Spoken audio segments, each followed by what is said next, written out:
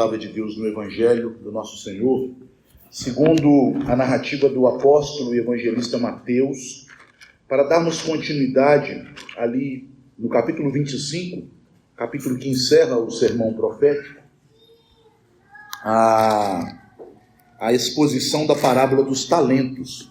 Eu vou ler novamente toda a parábola, a partir do verso 14, mas nós na semana passada já tratamos do verso 14 a 18, e hoje nossa atenção se dirigirá para os versos 19 a 23. Diz assim a palavra de Deus: Pois será como um homem que, ausentando-se do país, chamou os seus servos e lhes confiou os seus bens. A um deu 5 talentos, a outro 2 e a outro 1, a cada um segundo a sua própria capacidade, e então partiu. O que recebera 5 talentos saiu imediatamente a negociar com eles e ganhou outros 5. Do mesmo modo, o que recebera 2 ganhou outros 2. Mas o que recebera 1, saindo, abriu uma cova e escondeu o dinheiro do seu senhor. Depois de muito tempo, voltou o senhor daqueles servos e ajustou contas com eles. Então, aproximando-se o que recebera 5 talentos, entregou outros 5, dizendo: Senhor, confiaste-me 5 talentos, eis aqui outros 5 talentos que ganhei. Disse-lhe o Senhor: Muito bem, servo bom e fiel. Foste fiel no pouco, sobre o muito te colocarei. Entra no gozo do teu Senhor. E aproximando-se também o que recebera 2 talentos, disse: Senhor, 2 talentos me confiaste. Aqui tens outros 2 que ganhei. Disse-lhe o Senhor: Muito bem, servo bom e fiel. Foste fiel no pouco, sobre o muito te colocarei. Entra no gozo do teu Senhor. Chegando por fim, o que recebera 1 talento, disse: Senhor, sabendo que és homem severo, que ceifas onde não semeaste e ajuntas onde não espalhaste, receoso, escondi na terra o teu talento. Aqui tens o que é teu.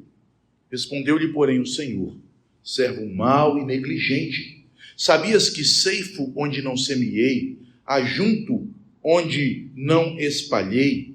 Cumpria, portanto, que entregasses o meu dinheiro aos banqueiros, e eu, ao voltar, receberia com juros o que é meu.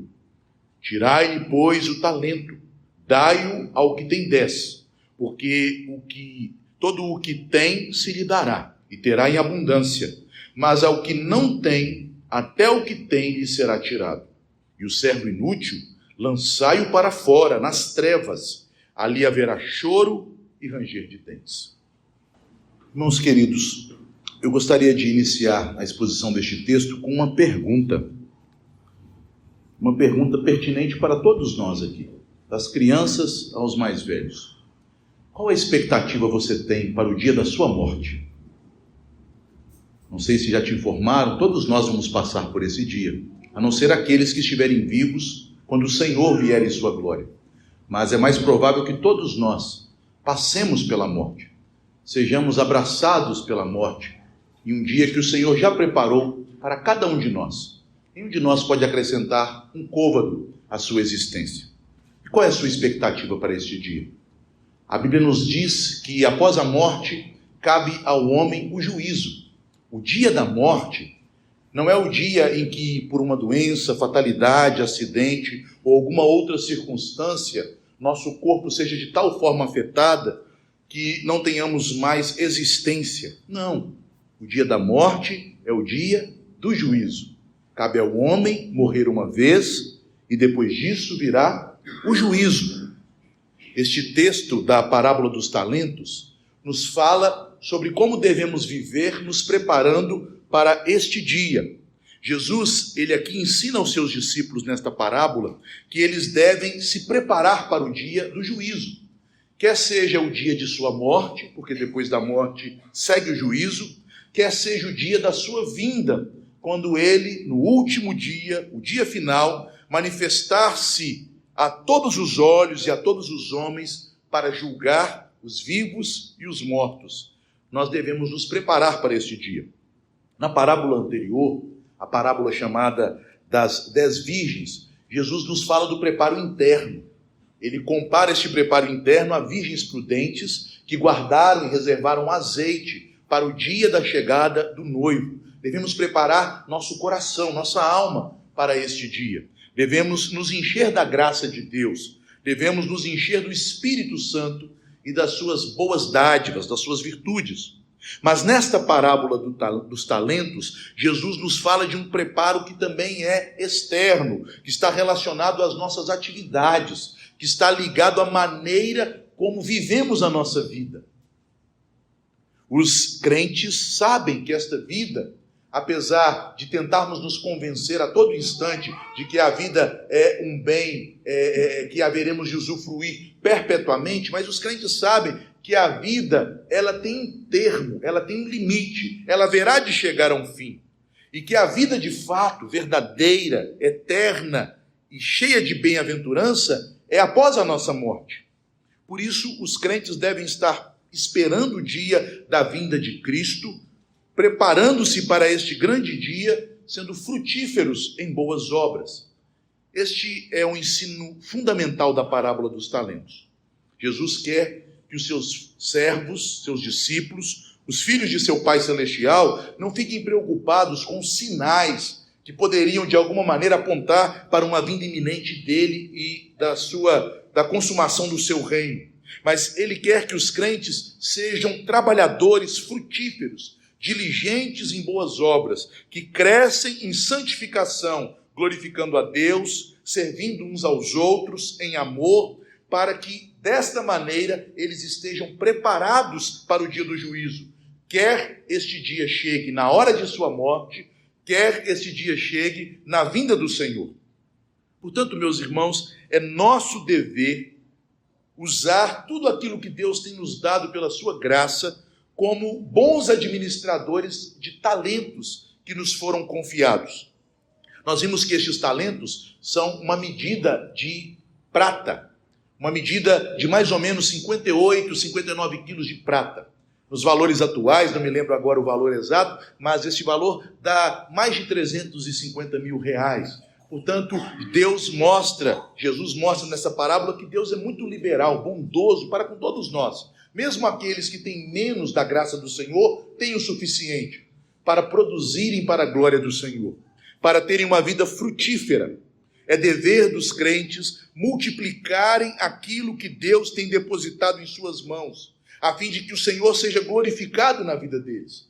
Jesus já havia ensinado isso aos seus discípulos no Sermão da Montanha, quando ele comparou os discípulos ao sal e à luz. E ele então conclui que nossas boas obras devem brilhar diante dos homens, para que eles, contemplando nossas boas obras, glorifiquem o Pai que está nos céus. Isto também se relaciona com o ensino da parábola dos talentos. Devemos também usar aquilo que Deus tem colocado em nossas mãos para o serviço de nosso próximo e para o nosso próprio bem espiritual. Portanto, meus irmãos, aqui Jesus aponta para uma íntima conexão entre a escatologia, isto é, a doutrina bíblica sobre as últimas coisas, o juízo final, a perspectiva futura e a ética, a vida prática. A vida prática do cristão está associado à maneira como ele espera o dia final, o dia do juízo. A fé e a vida prática se relacionam intimamente. Voltemos então a nossa atenção agora para os versos 19 a 23, já que, como falei no início, tratamos na semana anterior dos versículos 14 a 18. A partir daqui, a nossa atenção é retirada da vida presente e colocada no dia em que a eternidade entra neste mundo, no dia da volta de Cristo, no dia do juízo, no dia em que nós chegaremos diante do trono de Deus pela nossa morte e adentraremos aos portais eternos, ou então no dia em que Cristo vier para manifestar sua glória e poder juntamente com seus santos. O versículo 19 deixa claro que aqui há uma transição da história para a eternidade. Ele começa assim, o versículo 19: depois de muito tempo, voltou o Senhor daqueles servos, para ajustar contas com eles. Então haverá um dia de ajustes de contas. O que nós aprendemos então a partir deste verso 19? Nos versos 19 a 23, nós temos Jesus nos ensinando nesta parábola a respeito do juízo dos crentes. Os crentes também passarão pelo juízo final. Os crentes também haverão de comparecer diante do tribunal de Cristo para prestarem conta do bem e do mal que fizeram por meio dos seus corpos. E a partir do versículo 24 a 30, nós temos o juízo dos maus, dos ímpios e descrentes. Mas aqui, nos versos 19 e 23, especificamente, falando sobre o juízo dos crentes, nós aprendemos que o Senhor virá para recompensar os seus servos bons e fiéis. Nós temos a tendência, por causa do pecado, e por sabermos também que a morte não é algo bom, mas é o salário do pecado, de termos uma expectativa negativa a respeito do dia de nossa morte. Mas esta não era a expectativa dos servos de Deus. Quando nós lemos 2 Coríntios capítulo 5, o apóstolo Paulo, comparando este corpo mortal a um tabernáculo que se corrompe, ele tem uma boa expectativa da sua morte. Não que ele desejasse a morte, já que a morte é algo ruim, a morte é uma penalidade pelo pecado, mas porque ele sabe que na morte há uma bênção, uma vitória, uma glória ainda maior que aguarda o crente. A morte não nos reserva algo ruim, a morte nos reserva uma bênção maior. O Senhor virá para recompensar os servos bons e fiéis. Também há uma expectativa muito comum na Igreja de Cristo de que o dia do juízo final é um dia terrível, um dia de escuridão e de trevas, mas nós também não devemos pensar assim sobre a volta de Cristo, sobre o juízo final, porque esse dia é terrível, é um dia de escuridão e de trevas para aqueles que se perdem, mas para nós é o dia em que Cristo manifestará a sua glória na igreja. É o dia da nossa redenção, é o dia da regeneração de todas as coisas. Vejamos então o que aprendemos a respeito da expectativa correta que o crente deve ter para o dia do juízo, quer seja por meio de sua morte, quando comparecermos diante do tribunal de Cristo, e também o dia final, onde aqueles que já foram julgados no tribunal de Cristo e estiverem com Cristo na glória celestial, virão para o juízo final, a fim de serem distinguidos, recompensados, assentarem-se juntamente com Cristo em tronos para julgarem o mundo e os anjos e, por fim, receberem o seu corpo glorificado e um novo céu e nova terra onde habitam justiça. Em primeiro lugar, no verso 19, nós aprendemos que a vinda de Cristo será uma vinda para ajuste de contas com seus servos. Exatamente o que diz o texto. Depois de muito tempo, voltou o Senhor daqueles servos e ajustou contas com eles. O verso 19 trata deste juízo final, o dia de ajustes de contas, mas um dia em que os crentes também terão que ajustar contas com o Senhor. Embora, meus irmãos, seja uma parábola, portanto, uma figura, uma comparação, Jesus deixa claro aos seus discípulos que o teor aqui, o significado da parábola, refere-se à sua própria vinda, pois a palavra final de Jesus, tanto para os servos bons quanto para o servo mau, são palavras que saem da boca de Jesus e não de um senhor de uma propriedade. Vejam que Jesus diz para os servos bons: entra no gozo do teu Senhor. Percebam, é uma palavra de Jesus. E isto fica ainda mais claro no versículo final, verso 30, na palavra em que o Senhor profere o julgamento e a penalidade contra o servo mau. Lançai-o para fora nas trevas, ali haverá choro e ranger de dentes. Portanto, no meio da parábola, na construção desta figura, desta história, Jesus insere palavras que são dele, como o Filho de Deus, que virá para julgar os homens. Aprendemos aqui, então, que apesar da vinda de Cristo ser demorada, veja o versículo 19, depois de muito tempo, os discípulos não deveriam esperar, ali no primeiro século, uma vinda iminente. O Senhor viria depois de muito tempo. Haveria a inauguração do reino, a vinda do Filho do Homem nas nuvens para marcar o momento inaugural do reino, para trazer o juízo sobre Israel, consumando aquele período da história em que Deus se revelou através do povo judeu, e agora manifestando a salvação às nações gentílicas, mas até que a plenitude dos gentios, até que a grande comissão se complete e as nações ouçam falar do Evangelho e os eleitos sejam atraídos a Cristo, passará muito tempo. Depois de muito tempo, depois de muita história, voltou o Senhor. Portanto, meus irmãos, na segunda vinda, ele virá. E diz que ele, apesar de demorar, ele virá, e ele virá para julgar, e não mais para salvar. No Evangelho de João, Jesus declarou esta verdade. Ele afirma: porque assim como o Pai tem vida em si mesmo, também concedeu ao Filho ter vida em si mesmo. E porque é o Filho do homem, ele virá, ele recebeu do Pai autoridade para julgar. Ele virá para julgar. Isso está escrito no Evangelho de João, no capítulo 6, a partir do versículo 27. Portanto, meus irmãos, nós devemos estar preparados, porque a qualquer momento ele virá para julgar em nossa morte. E no dia final, ele virá para julgar toda a terra. Jesus não é apenas redentor. Jesus não é apenas salvador. Jesus também é juiz. Esta é uma verdade que as pessoas têm dificuldade de encarar. Aquele que veio uma vez para ser julgado pelos nossos pecados, que venceu a morte e comprou a nossa salvação com seu sangue derramado na cruz, ele virá para julgar em nome do Pai. Devemos estar preparados para este dia.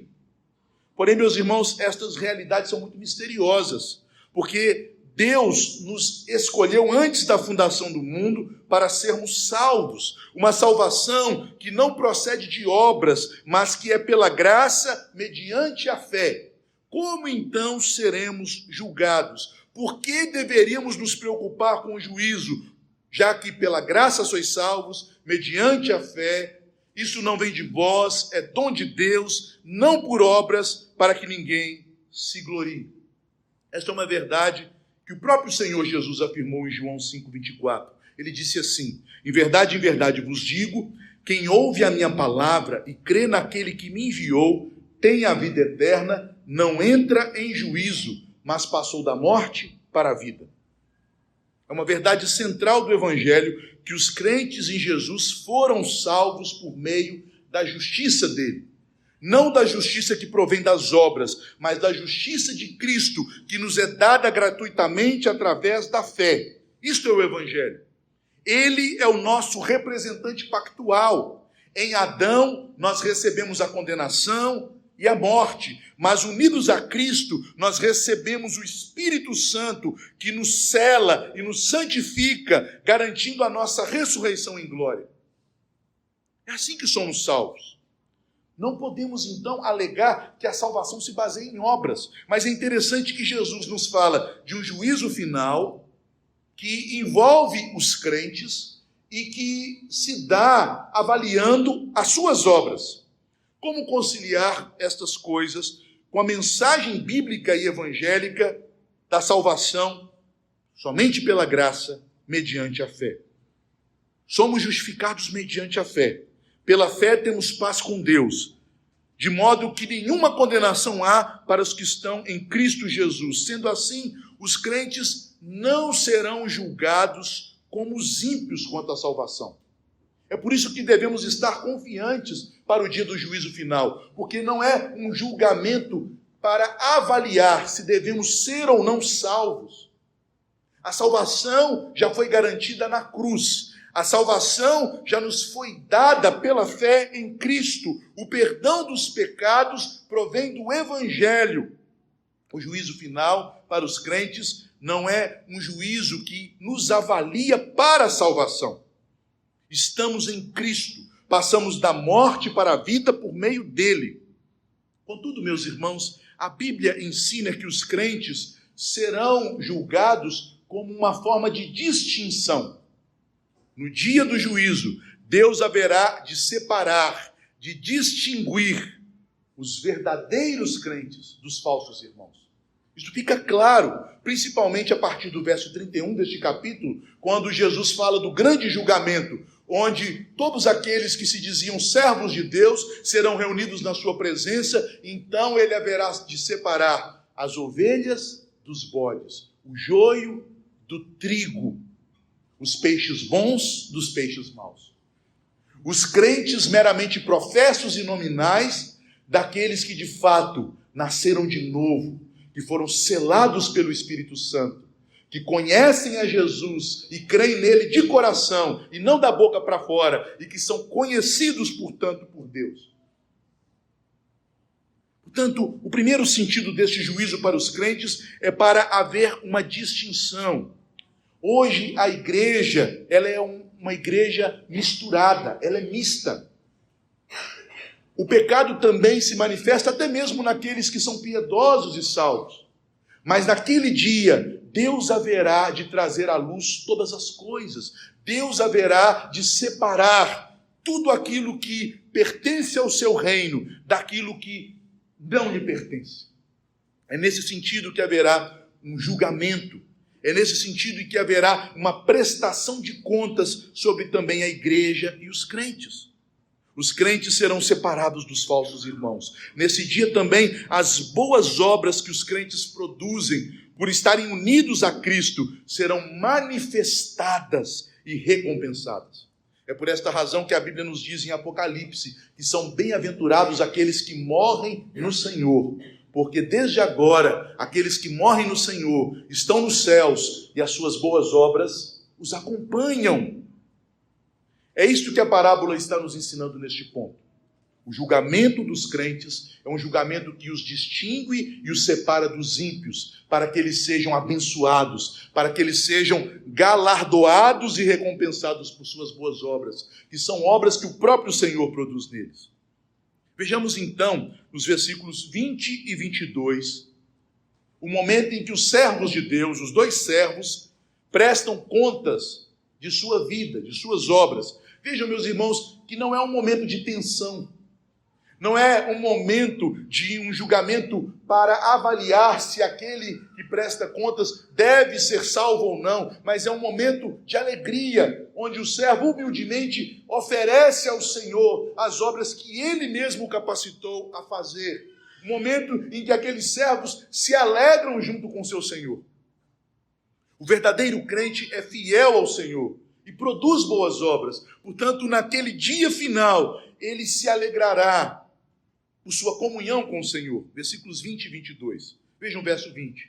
Então, aproximando-se, o que recebera 5 talentos, entregou outros 5, dizendo: Senhor, confiaste-me 5 talentos, eis aqui outros 5 talentos que ganhei. E no verso 22, e aproximando-se também o que recebera 2 talentos, disse: Senhor, 2 talentos me confiaste, aqui tens outros 2 que ganhei. Os 2 primeiros servos se apresentaram ao Senhor. A Bíblia nos ensina que as obras de cada um dos filhos de Deus serão julgadas. O apóstolo Paulo, ele declara em 2 Coríntios 5,10 esta verdade. Ele diz: porque importa que todos nós, percebam, ao usar a primeira pessoa do plural, ele se inclui. Ele está dizendo para crentes, e como apóstolo ele se inclui nesta verdade. Porque importa que todos nós compareçamos perante o tribunal de Cristo, para que cada um receba segundo o bem ou o mal que tiver feito por meio do corpo. Os crentes serão julgados primeiros.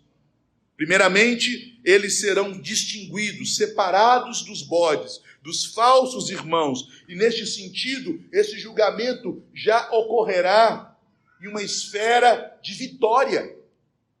O simples fato do Senhor nos posicionar à sua direita, à sua mão direita, já é uma grande vitória.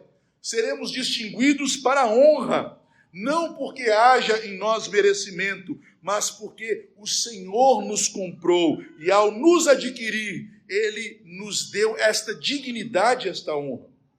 Os crentes, então, se apresentarão ao Senhor e serão julgados não para a salvação, mas para galardões. Meus irmãos, não me pergunte o que são esses galardões, porque a Bíblia não nos explica de maneira exata o que serão estes galardões. Mas a Bíblia nos diz que haverá graus de distinção nos céus. Por exemplo, o Senhor Jesus declara aos seus discípulos, neste mesmo evangelho de Mateus, no capítulo 19, nos versículos 28 e 29, aos seus apóstolos, que eles haveriam de se assentar em tronos no dia do juízo, para julgarem as 12 tribos de Israel. Ele ensina que caberia a eles muitos galardões. Diz assim o texto: em verdade vos digo que vós, os que me seguistes, portanto, é uma promessa direta aos seus apóstolos, aos seus primeiros discípulos. Quando na regeneração, aqui regeneração não se refere à regeneração do homem interior, pela dádiva do Espírito, mas à regeneração de toda a criação na volta de Cristo.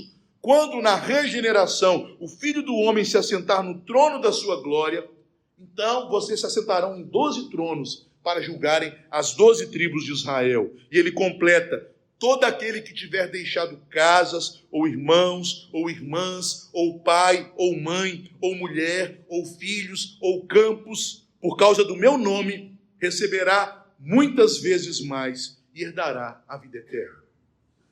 Portanto, a vida eterna é o prêmio que nós vamos obter pela graça mediante a fé. Mas além da vida eterna, os galardões são prêmios que nós vamos obter nos céus, como bênçãos complementares, como dádivas, presentes paternais que Deus concede aos seus filhos.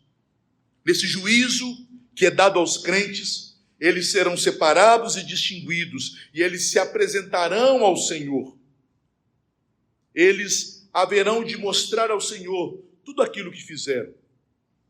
Ouvi uma vez o reverendo Heber Campos, o pai, dizendo o seguinte, que quando em Apocalipse é declarado que o Senhor enxugará de nossos olhos toda lágrima, ele imagina, obviamente, é uma imaginação, mas eu achei algo belo que ele disse. Ele imagina que nesse momento em que comparecermos diante do Senhor para que nossas obras sejam julgadas, nós vamos derramar lágrimas por nossas omissões, por nossas falhas, por vermos o grande amor de Deus por nós e a nossa pequenez, mas ele não haverá de nos improperar, ele não haverá de nos trazer nenhum juízo condenatório, antes, pelo contrário, ele enxugará as nossas lágrimas. Eu achei uma aplicação interessante.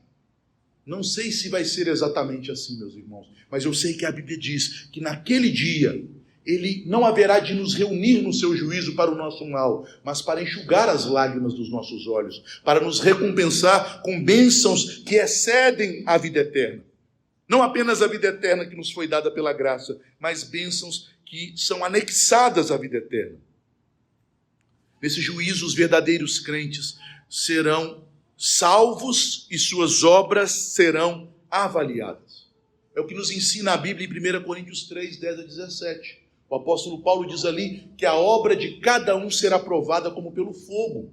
E aqueles que tiverem feito coisas que não glorificam o Senhor serão purificados com fogo. Meus irmãos, nós não podemos entender estas figuras, mas o apóstolo Paulo, usando estas figuras, nos fala de realidades espirituais que são misteriosas, que são inatingíveis para a nossa mente humana, que não temos nenhuma analogia neste mundo terreno para comparar o que nos aguarda, mas tudo aquilo que fazemos para o Senhor será provado. E percebam, o juízo começará do maior, isto é, daquele que recebeu mais talentos das mãos do seu Senhor. Primeiramente se apresenta o que recebeu 5 talentos. O juízo começa daqueles que foram mais dotados de responsabilidades e privilégios na obra do Senhor. O apóstolo Paulo, falando a respeito de si mesmo, em 1 Coríntios 4, 5, ele diz: portanto, nada julgueis antes do tempo, até que venha o Senhor, o qual não somente trará à plena luz as coisas ocultas das trevas, mas também manifestará os desígnios dos corações, e então cada um receberá o seu louvor da parte de Deus. Meus irmãos, nós passamos nossa vida cristã louvando ao Senhor, mas que situação maravilhosa e inimaginável quando nos apresentarmos diante do Senhor para sermos louvados por Ele. Não louvados no sentido de adorados, obviamente que não é nesse sentido, mas louvados no sentido de sermos elogiados. Que situação maravilhosa e ao mesmo tempo tão constrangedora. Você imagina um pecador como você sendo louvado pelo Senhor, mas é isto que está reservado para nós no juízo. Ah, meu servo bom e fiel, que bom que você fez isso, que bom que você agiu assim. Que situação constrangedora, sermos louvados pelo Senhor, mas que situação bendita. Por isso devemos estar preparados para esse dia. Esse dia deve nos estimular a sermos diligentes, a sermos operosos, a produzirmos frutos para o Senhor de maneira fiel. Tiago, falando daqueles que receberam mais talentos ou mais dons da parte de Deus, ele diz assim: meus irmãos, não vos torneis muitos de vós mestres, sabendo que havemos de receber maior juízo. Isto é, o escrutínio será um escrutínio mais detido. Isso significa que todos os crentes na volta de Cristo terão que prestar contas com o Senhor, começando dos que receberam maiores privilégios e responsabilidades e passando por todos os eleitos de Deus. Em Hebreus 13:17 é dito esta verdade a respeito dos líderes da igreja, dos pastores. Diz que eles velam pela alma dos crentes como quem deve prestar contas. Todos haverão de prestar contas, começando dos que tiveram, da parte de Deus, maiores responsabilidades, aqui representada pelos 5 talentos. Os servos, nesta apresentação, eles são confiantes, humildes. Eles não são autoconfiantes, eles têm uma confiança humilde. Eles chegam diante do Senhor e dizem: Senhor, eu trabalhei e fiz os talentos prosperarem. Eis aqui os 5 talentos que o Senhor me deu. Eis aqui os 2 talentos que o Senhor me deu. E a este eu acrescentei mais 5. E a estes eu acrescentei mais 2. Eles dão relatório do seu trabalho com fidelidade. Tanto o servo que recebeu 5 talentos, quanto o que recebeu 2 talentos, agem da mesma maneira. Porque, meus irmãos, as boas obras, aprenda isto, embora elas não sejam requisitos para a salvação, elas são evidência de que você foi salvo. É o que nos ensina o apóstolo em Efésios 2, a partir do verso 8.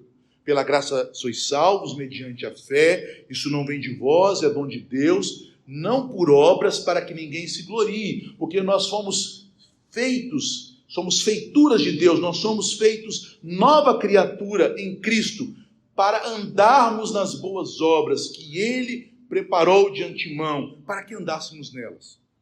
Nós não somos salvos pelas obras, como infelizmente ensinam todos os sistemas heréticos baseados na heresia de Pelágio, que contaminaram a igreja romana, que contaminaram as igrejas evangélicas. Ninguém é salvo por obras, somente pela graça.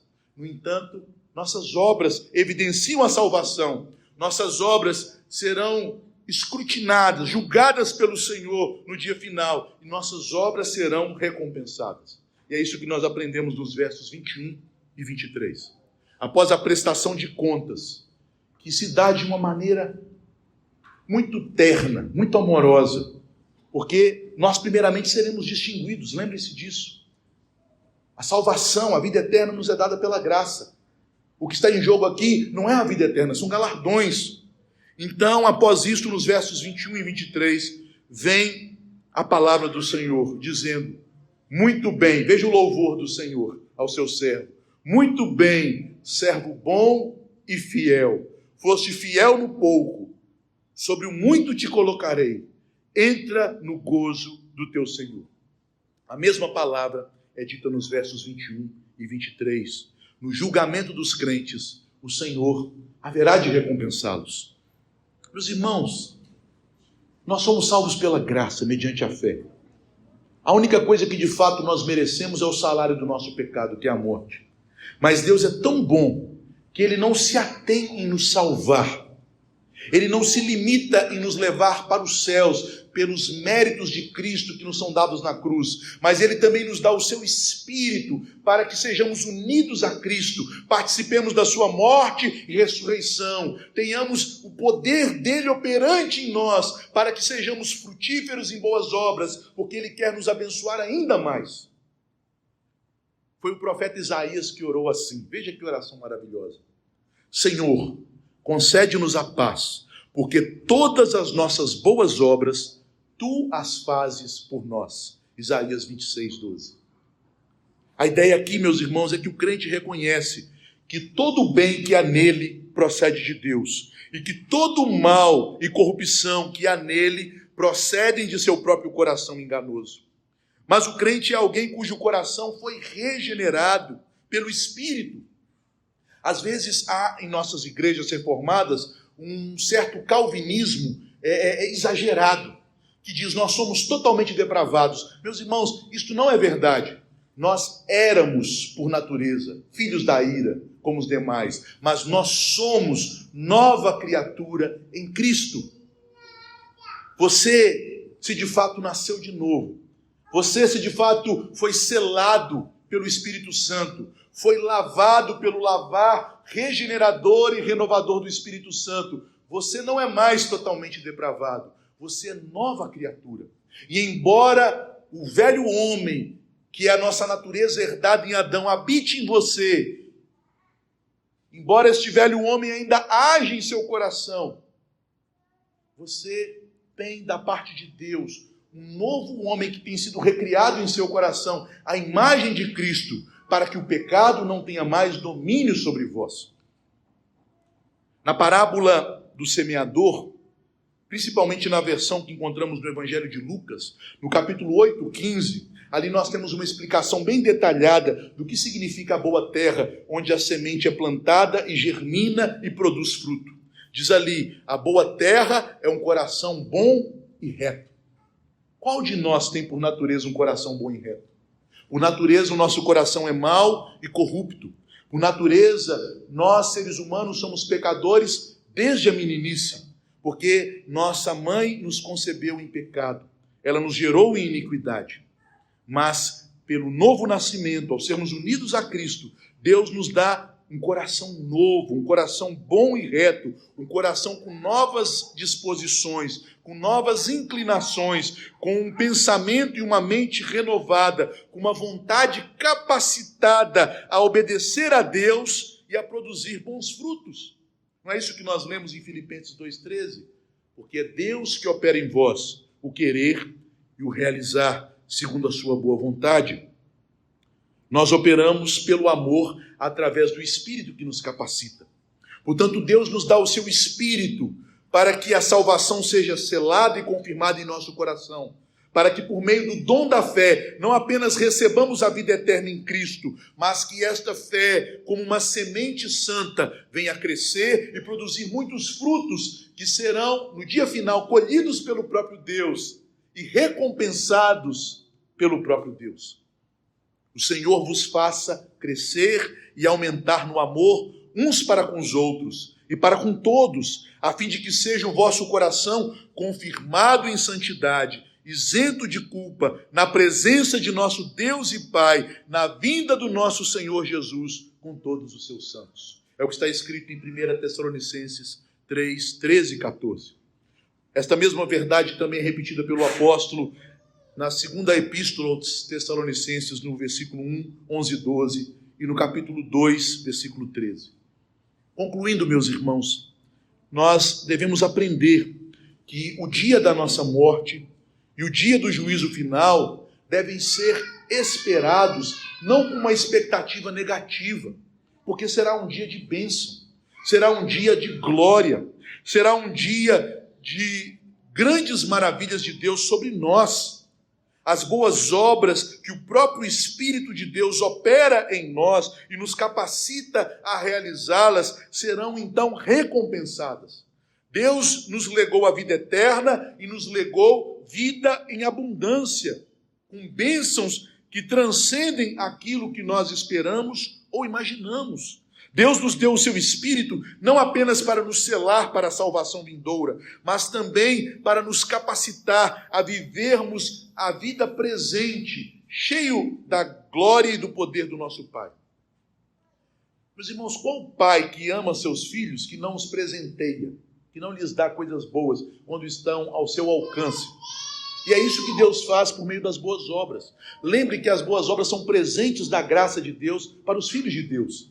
Deus não apenas nos presenteia com a salvação, mas Ele também nos presenteia com o seu Espírito, que nos capacita a sermos frutíferos, operosos, a trabalharmos para o Senhor, para que Ele mesmo nos recompense.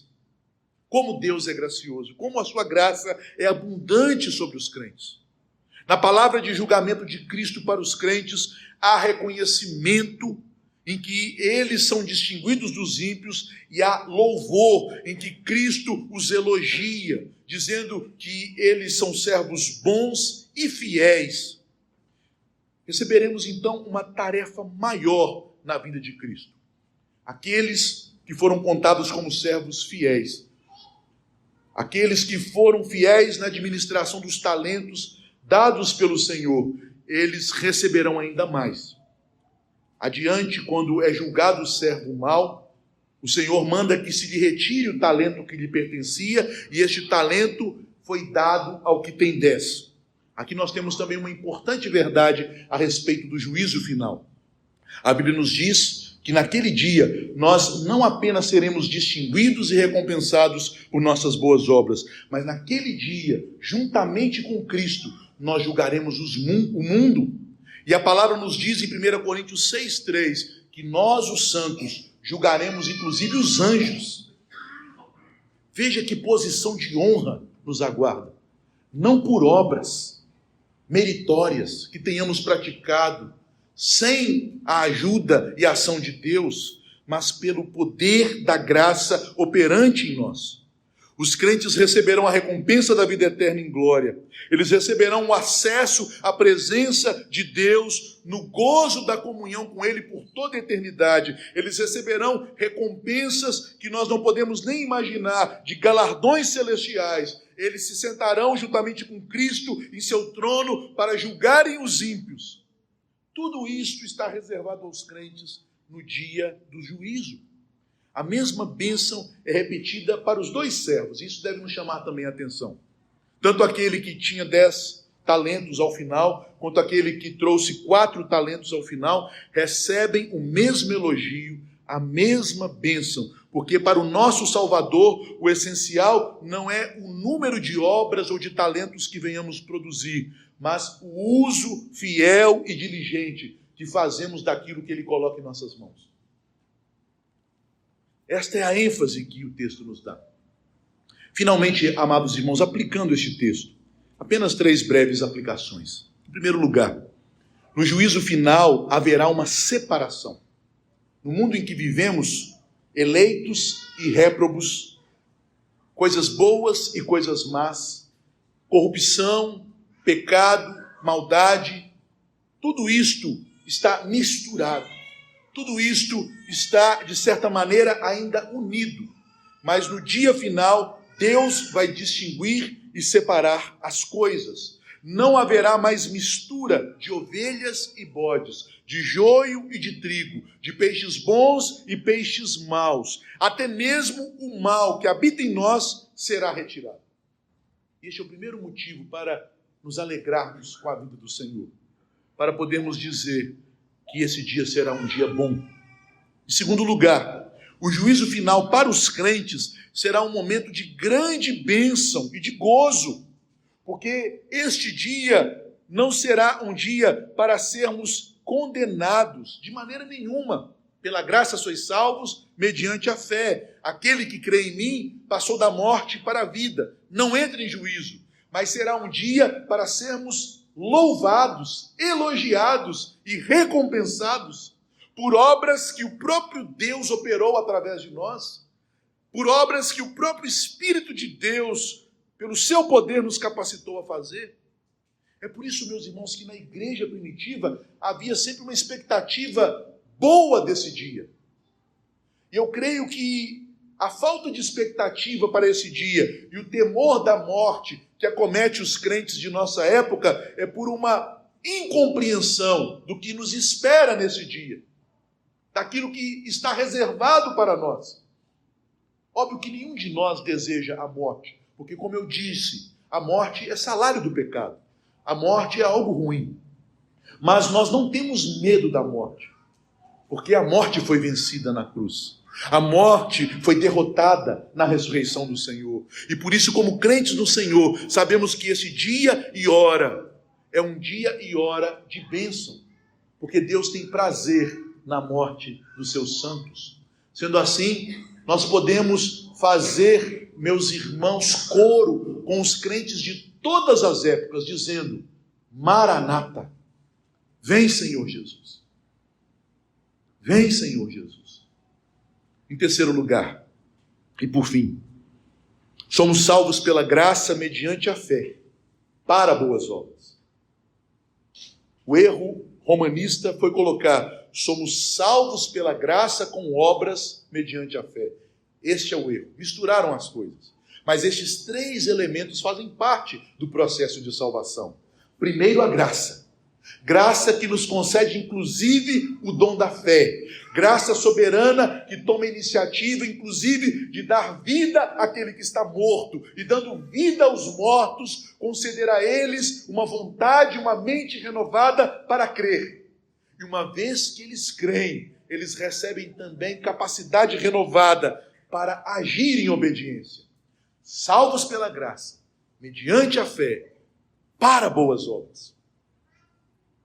Deus opera por meio de nós e nos recompensa com as boas obras que Ele mesmo preparou de antemão para que andássemos nelas. Boas obras que Ele mesmo nos capacita a fazer. E eu quero terminar com uma pergunta que deve nos levar ao exame de nossa própria vida, de nossa própria profissão de fé cristã. Você tem percebido em sua vida os sinais de que o Espírito Santo habita em você? De que Ele tem te dado fé e te feito operoso em boas obras? Boas obras são todas aquelas que fazemos de conformidade com a palavra de Deus, em obediência a Ele. Você tem visto esses sinais? Não seja apenas, amado irmão, um crente nominal. Isso é muito perigoso. Seja um crente renovado, nascido de novo pelo Espírito Santo.